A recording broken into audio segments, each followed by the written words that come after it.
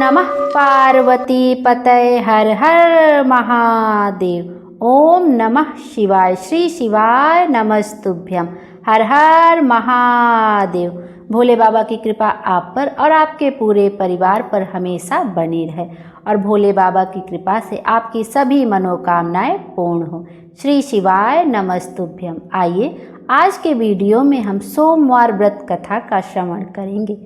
सोमवार के दिन भगवान शंकर की विधि विधान से पूजा अर्चना करने के बाद सोमवार की व्रत कथा का श्रवण अवश्य करना चाहिए। यदि आप सोमवार का व्रत नहीं भी करते हैं और मात्र सोमवार की व्रत कथा का भी सच्चे दिल से श्रवण करते हैं तो भगवान भोले शंकर अति प्रसन्न होते हैं और उनकी असीम कृपा दृष्टि हमारे ऊपर हमेशा बनी रहती है। आइए अब भगवान शंकर और माता पार्वती का ध्यान करते हुए हम सोमवार की पावन कथा का श्रवण करते हैं। बोलिए भगवान शंकर की जय। सोमवार व्रत कथा। एक दिन भगवान शिव शंकर भ्रमण के लिए जा रहे थे। तब माता पार्वती जी बोली, मैं भी आपके साथ चलूंगी। तब भोलेनाथ ने कहा, देवी आप मेरे साथ मत चलिए, आपको भूख और प्यास लगेगी। तब पार्वती जी ने कहा, नहीं महाराज मैं भी चलूंगी। रास्ते में पार्वती जी को भूख लगने लगी। उन्होंने भोलेनाथ से कहा, महादेव मुझे खीर खांड का भोजन चाहिए। तब शिव शंकर भगवान बोले, मैंने तो आपसे पहले ही कहा था कि आप मत चलिए। तब भगवान शिव शंकर और माता पार्वती वेश बदल कर एक गांव में गए। चलते चलते वह एक साहूकार के घर पहुंच गए। तब साहूकार से बोली, महाराज आपको क्या चाहिए? तब ब्राह्मण वेशधारी भगवान शिव शंकर बोले, खीर खांड का भोजन चाहिए। इस पर साहूकारनी ने कहा, अगर खीर खांड का भोजन चाहिए था तो अपने घर में क्यों नहीं रहे? साहूकारनी का उत्तर सुनकर वह दोनों आगे चल दी। आगे चलने पर उन्हें एक बुढ़िया माई मिली और बोली, आओ महाराज बैठो, आपको क्या चाहिए? तब ब्राह्मण के वेश में भगवान शिव शंकर बोले, मेरी पत्नी को खीर खांड का भोजन चाहिए। बुढ़िया ने कहा, महाराज मैं अभी लाई। फिर वह एक लोटा लेकर चल दी। तब ब्राह्मण ने कहा, बुढ़िया माई कहाँ जा रही हो? वह बोली, मैं दूध चावल और खांड लेने जा रही हूँ। तब ब्राह्मण ने कहा, बुढ़िया माँ अपने घर में देख, दूध के टोकने भरे हुए हैं, चावल की परात भरी है और खांड की बोरी भी है। फिर बुढ़िया माई घर के अंदर गई। उन्होंने देखा कि दूध चावल और खांड सब कुछ है। फिर बुढ़िया माई ने खुशी खुशी खीर बनाई और भगवान शिव शंकर और माता पार्वती को जिमा दिया। उनके खाने के बाद बुढ़िया ने कहा, मैं इस बची हुई खीर का क्या करूं? मेरा तो कोई भी नहीं है। तब ब्राह्मण बोले, बुढ़िया माँ आंखें बंद करो। बुढ़िया ने आंखें बंद कर ली। फिर उन्होंने कहा, अब आंखें खोल लो। बुढ़िया ने आँख खोल कर देखा तो उसका पूरा परिवार हो गया। अब बुढ़िया बोली, महाराज मैं इन्हें कहाँ रखूं? तब ब्राह्मण वेशधारी भगवान ने झोपड़ी को लात मारी और वह झोपड़ी महल बन गई। यह देखकर बुढ़िया बहुत खुश हुई और खीर के कटोरे भर भर के बांटने लगी। जब वह खीर देने साहूकारनी के घर गई तो साहूकारनी बोली, तेरे घर में खीर कहाँ से आई? तब बुढ़िया ने कहा, मेरे यहाँ खीर खांड का भोजन करने एक ब्राह्मण और एक ब्राह्मणी आए थे, उन्हीं के प्रताप से यह सब हुआ है। तब साहूकारनी ने कहा, मेरा धन तेरे घर कैसे आ गया? मेरे पास तो कुछ भी नहीं रहा। कहाँ है वह ब्राह्मण और ब्राह्मणी? तब बुढ़िया माँ ने कहा, वह दोनों अभी अभी मेरे घर से निकले हैं। तब साहूकारनी भागी भागी उनको ढूंढने लगी। रास्ते में उसने उन दोनों ब्राह्मण और ब्राह्मणी को देखा और बोली, मोड़ा मोड़ी ठहरियो, मेरा धन उस बुढ़िया को क्यों दे दे? तब ब्राह्मण वेशधारी महादेव बोले, तूने ना करी तेरे ना हो गई। उसने हाँ करी, उसके यहाँ हाँ हो गई। मैंने तो ना तेरा उठाया और ना ही किसी को दिया। साहूकारनी ने ब्राह्मण और ब्राह्मणी के पैर पकड़ ली और बोली, महाराज मेरी गलती माफ़ कर दो, मुझे कुछ तो दे दो।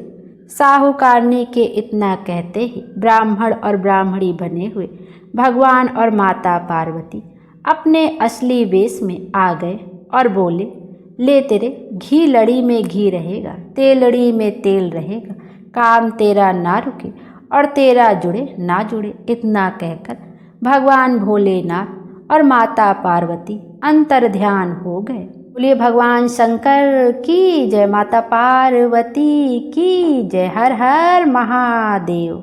आइए अब सोमवार व्रत की अन्य पौराणिक कथा का श्रवण करते हैं। एक साहूकार था, उसके घर में धन आदि किसी प्रकार की कोई कमी नहीं थी, परंतु उसके कोई पुत्र नहीं था।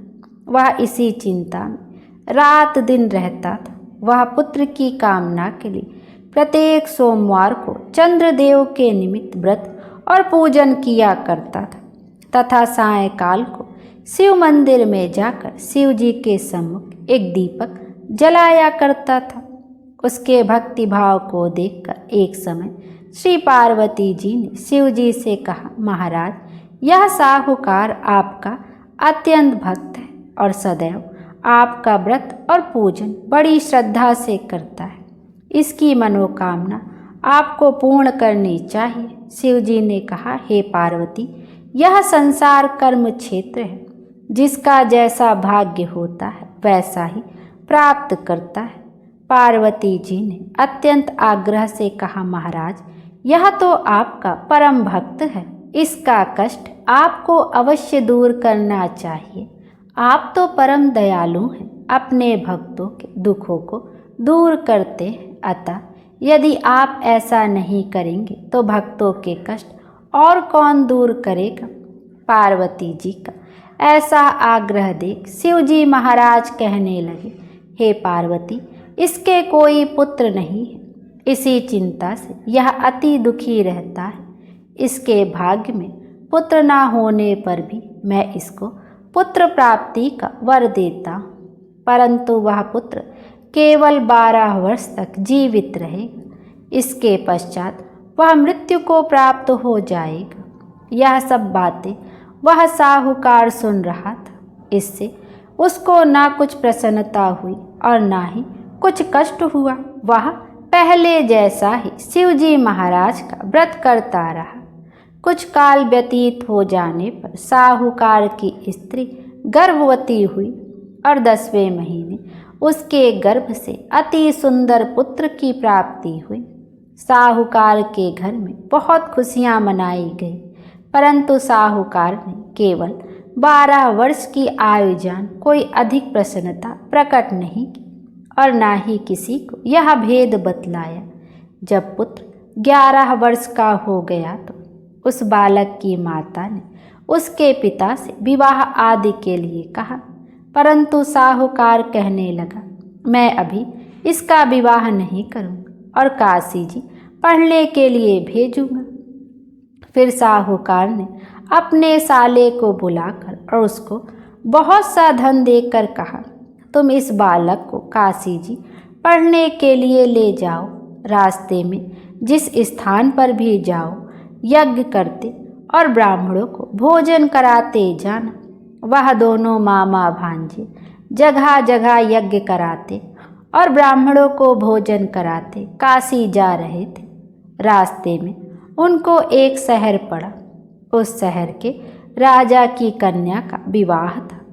दूसरे राजा का लड़का जो विवाह कराने के लिए बारात लेकर आया, वह एक आंख से काना था। उसके पिता को इस बात की बड़ी चिंता थी कि कहीं वर को देखकर कन्या के माता पिता विवाह में किसी प्रकार की अड़चन पैदा न कर दे। जब उसने अति सुंदर सेठ के लड़के को देखा तो मन में विचार किया कि क्यों ना इस लड़के को वर के कपड़े पहनाकर घोड़ी पर चढ़ा दिया जाए। ऐसा करने से बड़ी सुंदरता से सब कार्य हो गए। वर के पिता ने सोचा, यदि विवाह कार्य भी इसी लड़के से करा दिया जाए तो क्या बुराई है। ऐसा विचार कर राजा ने लड़के और उसके मामा से कहा, यदि आप फेरों और कन्यादान का काम करा दें तो आपकी बड़ी कृपा होगी और हम इसके बदले में आपको बहुत सा धन देंगे। उन्होंने स्वीकार कर लिया और विवाह कार्य भी बहुत अच्छी तरह से हो गया। परंतु जिस समय लड़का जाने लगा, उसने राजकुमारी की चुनरी के पल्ले पर लिख दिया कि तेरा विवाह मेरे साथ हुआ है, परंतु जिस राजकुमार के साथ तुमको भेजेंगे वह एक आँख से काना है। मैं तो काशी जी पढ़ने जा रहा हूँ। उस राजकुमारी ने जब चुनरी पर ऐसा लिखा हुआ पाया तो उसने राजकुमार के साथ जाने से मना कर दिया और कहा कि यह मेरा पति नहीं है, मेरा विवाह इसके साथ नहीं हुआ, वह तो काशी पढ़ने गया है। तब राजकुमारी के माता पिता ने कन्या को विदा नहीं किया और बारात वापिस चली गई। उधर वह सेठ का लड़का और उसका मामा काशी जी पहुँच गए। वहाँ जाकर उन्होंने यज्ञ करना और लड़के ने पढ़ना शुरू कर दिया। जब लड़के की आयु 12 साल की हो गई, उस दिन भी उन्होंने यज्ञ रचा रखा था। लड़के ने मामा से कहा, मामा जी आज मेरी तबीयत कुछ ठीक नहीं है। मामा ने कहा, अंदर जाकर सो जाओ। लड़का अंदर जाकर सो गया और थोड़ी देर में उसके प्राण पखेरु निकल गए। जब उसके मामा ने आकर देखा कि वह तो मुर्दा पड़ा है तो उसको बड़ा दुख हुआ। उसने सोचा, यदि मैं अभी रोना पीटना मचा दूंगा तो यज्ञ का कार्य अधूरा रह जाएगा। अतः उसने जल्दी से यज्ञ का कार्य समाप्त कर ब्राह्मणों के जाने के बाद रोना पीटना आरंभ कर दिया। संयोगवश उसी समय शिव पार्वती जी उधर से जा रहे थे। तब उन्होंने जोर जोर से रोने पीटने की आवाज़ सुनी तो पार्वती जी कहने लगी, महाराज कोई दुखिया रो रहा है, उसके कष्ट दूर करो। तब शिव जी बोले, इसकी आयु इतनी ही थी सो भोग चुका है। पार्वती ने कहा, महाराज कृपा करके इस बालक को और आयु दो, नहीं तो इसके माता पिता तड़प तड़प कर मर जाएंगे। पार्वती जी के इस प्रकार बार बार आग्रह करने पर शिव जी ने उसको वरदान दिया और शिव जी महाराज की कृपा से लड़का जीवित हो गया। पढ़ाई पूरी हो जाने पर लड़का और उसका मामा उसी प्रकार यज्ञ करते हुए अपने घर को वापस चल पड़े। रास्ते में उसी शहर में आए जहाँ विवाह हुआ था। वहाँ पर आकर उन्होंने यज्ञ आरंभ किया। लड़के के ससुर ने पहचान लिया और अपने महल में ले जाकर बड़ी खातिर की, साथ ही बहुत सा दान दहेज और दास दासियों के सहित आदरपूर्वक लड़की और जमाई को विदा किया। जब वह अपने शहर के निकट आए तो मामा ने कहा कि पहले तुम्हारे घर जाके सबको खबर कर आता हूँ। उस समय लड़के के माता पिता अपने घर की छत पर बैठे हुए थे। उन्होंने यह प्रण कर रखा था कि यदि हमारा पुत्र साकुशल घर वापस आ जाएगा तो राजी खुशी नीचे उतर कर आ जाएंगे, नहीं तो छत से गिरकर अपने प्राण दे देंगे। इतने में लड़के के मामा ने आकर यह समाचार दिया कि आपका पुत्र आ गया है, परंतु उनको विश्वास नहीं आया। तब उसके मामा ने शपथ पूर्वक कहा कि आपका पुत्र अपनी स्त्री के साथ बहुत सारा धन लेकर आया है। तो सेठ ने आनंद के साथ उसका स्वागत किया और वे सभी बड़ी प्रसन्नता के साथ रहने लगे। अतः जो कोई सोमवार का व्रत रखकर इस कथा को पढ़ता सुनता है, उसके भी दुख दूर होकर उसकी समस्त मनोकामनाएं पूर्ण होती हैं। बोलिए शंकर भगवान की जय, माता पार्वती की जय, हर हर महादेव। आइए अब भगवान शंकर की एक अन्य पावन कथा का श्रवण करते हैं। इस कथा को सुनने से भगवान शंकर के प्रति गहरी आस्था उत्पन्न हो जाती है और आनंद की अनुभूति होती है। आइए उसी पावन कथा का श्रवण करते हैं। बोलिए भगवान शंकर की जय। एक बार की बात है, देवताओं के राजा देवराज इंद्र ने किसानों से किसी कारण से नाराज होकर 12 वर्षों तक वर्षा न करने का निर्णय लेकर किसानों से कहा कि अब आप लोग 12 वर्षों तक फसल नहीं उगा सकेंगे। सारे किसानों ने परेशान और व्याकुल होकर एक साथ इंद्रदेव से वर्षा करने की प्रार्थना की कि हे इंद्रदेव, कृपा कीजिए, ऐसा मत करिए, कृपया हर वर्ष पर्याप्त वर्षा किया कीजिए। तब इंद्रदेव ने कहा, यदि भगवान शंकर अपना डमरू बजा देंगे तो वर्षा हो सकती है। किसानों के बार बार विनती करने पर देवराज इंद्र ने किसानों को यह उपाय तो बताया, लेकिन साथ में गुप्त वार्ता करके भगवान शिव से यह भी आग्रह कर दिया कि आप किसानों से सहमत बिल्कुल मत होइएगा भोलेनाथ। इधर जब किसान देवराज इंद्र के बताए उपाय अनुसार भगवान शंकर के पास पहुँचे तो भगवान शंकर उनसे कहने लगे, क्योंकि देवराज इंद्र भी उनसे पहले आकर ही सहायता मांग चुके थे। भगवान शिव ने कहा, किसान डमरू तो बजेगा लेकिन अभी नहीं, 12 वर्षों बाद। अब किसान निराश हो गए। तब किसान जब निराश हुए तो उन्होंने सोचा कि इन 12 वर्षों में अब कृषि तो होगी नहीं। खेत में अगर फसल उगाएंगे तो वह सूख जाएगी, व्यर्थ हो जाएगी, फसल भी नहीं उगेगी। तो इससे अच्छा है जब तक वर्षा नहीं होगी तब तक हम खेती ही ना करें। अब उन किसानों में से एक किसान ऐसा भी था जिसने खेत में अपना काम करना नहीं छोड़ा। सारे खेत वर्षा ना होने के कारण बंजर हो चुके थे, धरती में दरारें पड़ चुकी थी, लेकिन एक वही किसान था जो नियमित रूप से पहले की तरह अपने खेत जोतता, निराई गुड़ाई करता, बीज बोता और खाद भी डालता। यह सारा दृश्य देखकर गांव के किसान उसका मजाक उड़ाने लगे कि भाई, अभी तो अगले 12 वर्षों तक वर्षा का कोई नामो निशान नहीं है। और यह बात तो तुम भी जानते हो कि भगवान शिव ने भी स्वयं कहा है कि अगले 12 वर्षों से पहले तो डमरू बजेगा नहीं, और वर्षा तभी हो सकती है जब भोलेनाथ अपना डमरू बजाएंगे। तो ऐसे में तुम बारिश ना होने के बाद भी खेतों में आकर काम कर रहे हो। इससे तुम्हारा समय भी बर्बाद हो रहा है, तुम्हारी मेहनत भी बर्बाद हो रही है और तुम्हारा धन तो बर्बाद ही हो रहा है। लेकिन उस किसान ने पता है क्या कहा? उसने उन बाकी किसानों से कहा, हाँ, आपकी बात सही है, मैं भी जानता हूँ कि 12 वर्षों तक फसल नहीं उगने वाली, वर्षा नहीं होने वाली, लेकिन मैं यह काम तो केवल अपने अभ्यास के लिए कर रहा हूँ, क्योंकि अगर 12 साल तक हम खेती नहीं करेंगे, हल नहीं चलाएंगे, गुड़ाई निराई नहीं करेंगे तो मैं खेती किसानी का काम भूल जाऊंगा और फिर मेरे शरीर को मेहनत करने की आदत भी तो छूट जाएगी।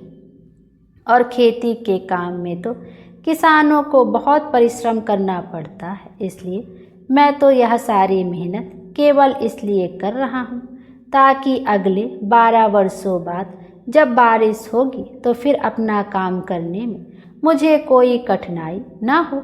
उसी समय भगवान शिव देवी पार्वती के साथ आकाश भ्रमण पर निकले हुए थे। देवी पार्वती ने भी उस किसान और अन्य किसानों के बीच की इस वार्ता को सुना। सारी बात सुनने के बाद देवी पार्वती भगवान शिव से विनम्र स्वर में बोली, प्रभु, देखा आपने यह किसान अपने खेत में परिश्रम इसलिए कर रहा है ताकि यह लगातार 12 वर्षों तक वर्षा न होने के कारण कहीं अपनी मेहनत करना ना भूल जाए, कहीं हल चलाना ना भूल जाए, कहीं खेती किसानी का काम करना ही ना भूल जाए। और आप हैं कि आप भी तो 12 वर्षों तक अपना डमरू ना बजाने का निर्णय लेकर बैठे, तो कहीं ऐसा ना हो प्रभु कि इन 12 वर्षों के बाद जब आप डमरू बजाना चाहें तो आप डमरू बजाना ही भूल जाएं। आप भी तो डमरू बजाना भूल सकते हैं। माता पार्वती की बात सुनकर अब तो भोलेनाथ भी चिंतित हो गए, यह देखने के लिए कि डमरू बज रहा है या नहीं। उन्होंने अपना डमरू उठाया और उसे बजाने का प्रयास करने लगे, और तभी जोरदार आवाज़ के साथ डमरू बजना शुरू हो गया, और देखते ही देखते आसमान में काली घटाएं छा गई, तेज बारिश शुरू हो गई, और जो किसान अपने खेत में हर दिन नियम से काम कर रहा था, उसके खेत में भरपूर फसल आ गई, क्योंकि उसने अभी कुछ दिन पहले ही जुताई करके उसने अपने खेत में बीज बोए थे। अब वर्षा होने के कारण कुछ ही दिनों में उसके खेत में हरी भरी लहलाती हुई फसल खड़ी हो गई, और बाकी के किसान जो केवल हाथ पर हाथ धरकर बैठे थे, यह सोच रहे थे कि अगले 12 वर्षों तक तो वर्षा नहीं होगी। और जब यह बात भली भांति पता है तो ऐसे में सूखे खेतों में भला परिश्रम करना और अपना समय बर्बाद करने से क्या फ़ायदा होगा। अब वे किसान पश्चाताप करने लगे, और उधर उस किसान को अपनी फसल का भरपूर लाभ मिला। जो किसान अपने मन में सकारात्मक सोच लेकर बैठा था, तो ऐसा ही होता है। कभी कभी हम अपने जीवन में चल रही परेशानियों से बहुत परेशान हो जाते हैं, या हम किसी काम के लिए मेहनत कर रहे होते, तब हमारी उस मेहनत का फल हमें नहीं मिलता। हम लगातार काम करते जाते, लगातार प्रयास करते जाते, फिर भी जब मेहनत का फल नहीं मिलता है, फिर एक समय ऐसा भी आता है कि हम थक हार मान कर बैठ जाते हैं। लेकिन हो सकता है कि वही क्षण हमारे पूरे जीवन को बदलने वाला हो। इसीलिए हमें मेहनत करना कभी नहीं छोड़ना चाहिए। मेहनत का फल हमें मिलता ही मिलता है, तो हमेशा हमें अपनी सोच सकारात्मक बनाए रखनी चाहिए और जी जान से मेहनत करनी चाहिए। तभी कभी ना कभी हमें फल अवश्य मिलेगा। बोलिए भगवान शंकर की जय, माता पार्वती की जय, हर हर महादेव। आइए अब भगवान शंकर की आरती का भी श्रवण करते हैं। ओम जय शिव ओमकारा, प्रभु जय शिव ओमकारा, ब्रह्मा विष्णु सदा शिव अर्धांगी धारा। ओम जय शिव ओमकारा, एकानन चतुरानन पांचानन राजे, हंसानन गरुड़ासन वृषवाहन साजे। ओम जय शिव ओमकारा, दो भुज चार चतुर्भुज 10 भुज अति सोहे, त्रिगुण रूप निरखते त्रिभुवन जन मोहे। ओम जय शिव ओमकारा, अक्षमाला बनमाला मुंडमाला धारी, त्रिपुरारी कंसारी करमाला धारी। ओम जय शिव ओमकारा, श्वेतांबर पीतांबर बाघांबर अंगे, सनकादिक ब्रह्मादिक भूतादिक संगे। ओम जय शिव ओमकारा, कर के मध्य कमंडल चक्र त्रिशूलधारी, सुखकारी दुखहारी जग पालनकारी। ओम जय शिव ओमकारा, ब्रह्मा विष्णु सदाशिव जानत अभिवेका, प्रणवाक्षर में शोभित ये तीनों एका। ओम जय शिव ओमकारा। लक्ष्मी वर सावित्री पार्वती संगे, अर्धांगी गायत्री सिर सोहे गंगे। ओम जय शिव ओमकारा। पर्वत सोहे पार्वती शंकर कैलासा, भांग धतूर का भोजन भस्मी में वासा। ओम जय शिव ओमकारा। जटा में गंग बहत है गल मुंडन माला, शेष नाग लिपटावत ओढ़त मृग छाला। ओम जय शिव ओमकारा। काशी में विश्वनाथ विराज नंदो ब्रह्मचारी, नित उठ दर्शन पावत महिमा अति भारी। ओम जय शिव ओमकारा। त्रिगुण स्वामी जी की आरती जो कोई नर गावे, कहत शिवानंद स्वामी सुख संपत्ति पावे। ओम जय शिव ओमकारा। बोलिए भगवान शंकर की जय, माता पार्वती की जय। शंकर भगवान हम सब की मनोकामना पूर्ण करें और हमारे जीवन को खुशियों से भर दें। Thank you.